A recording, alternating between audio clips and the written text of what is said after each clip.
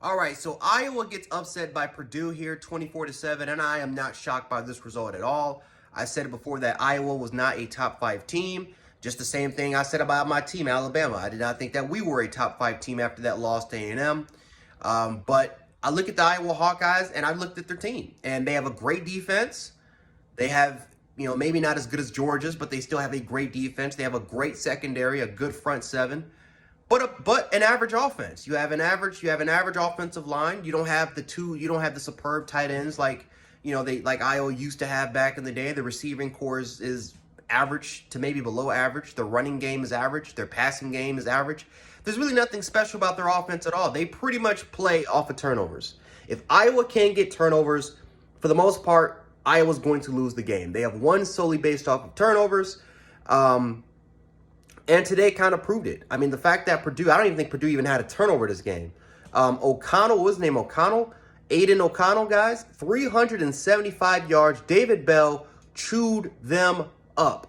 But the biggest stat of the day was the fact that Purdue had 5 turnovers. Purdue pretty much played Iowa football. They had 5 picks in this game, guys. They had 5 picks. They got set up with really, really good field position. I think on 2 of those drives, they scored on them.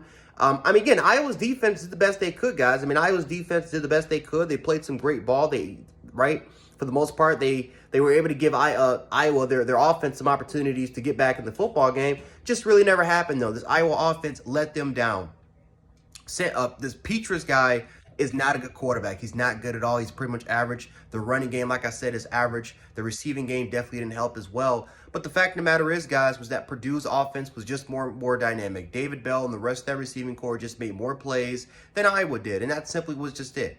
Purdue, for the most part, had very good field position, and even on the long drives that they had, they scored, right? They scored on like 2 or 3 drives where it was like 75, where they had like 75 to 80 plus yard drives that they were able to score on. So the fact of the matter is, guys, is that Iowa is not a top 5 team. The Big Ten East and the Big Ten as a whole is still a very, very good conference. Iowa still has an opportunity to get back in it, but the way that Iowa plays, they have a great defense, average running game, average passing attack. That's not going to win the Big Ten for it.